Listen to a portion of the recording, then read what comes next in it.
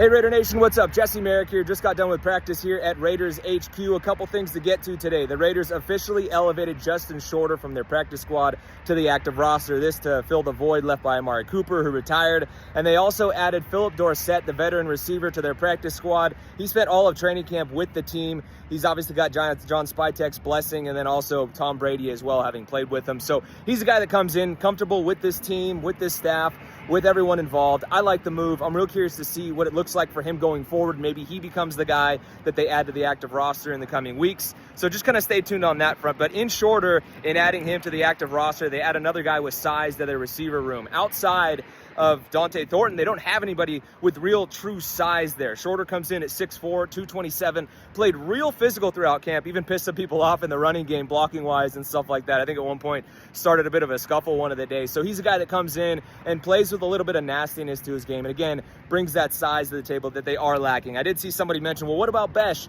I don't know how involved he is, and also he's 6'1", but obviously he plays very physical, but he doesn't have like the size factor, like, you know, the 6'2", 6'3 plus type of thing that you look for in like a jump ball receiver. But I do like Besh's game. I just don't know what the snap counts are going to look like for him. Now, sticking with the receiver room, you know I love talking receivers, so there's a lot to talk about with them. They were actually working some goal line fade drills and different things like that, trying to work on the connection with Geno as they get set for the opener. The connection between Geno and Brock is obviously there. We know what they both bring to the table. The big question is going to be what that connection looks like between Geno and Dante Thornton. Has it developed more than it did at the tail end of training camp? We'll get an idea of that in the opener here against the Patriots. Also, some big news from the Patriots. Christian Gonzalez is out for this game. He would have factored in that whole strategy to try and slow down Brock Bowers. So no doubt that's a big void. If you want some more information on how the Patriots could look to combat Brock, make sure you check out our podcast from Tuesday with Taylor Kyles from the Patriots beat, that is. He really dove into that matchup and named some guys that he thinks could get that tall task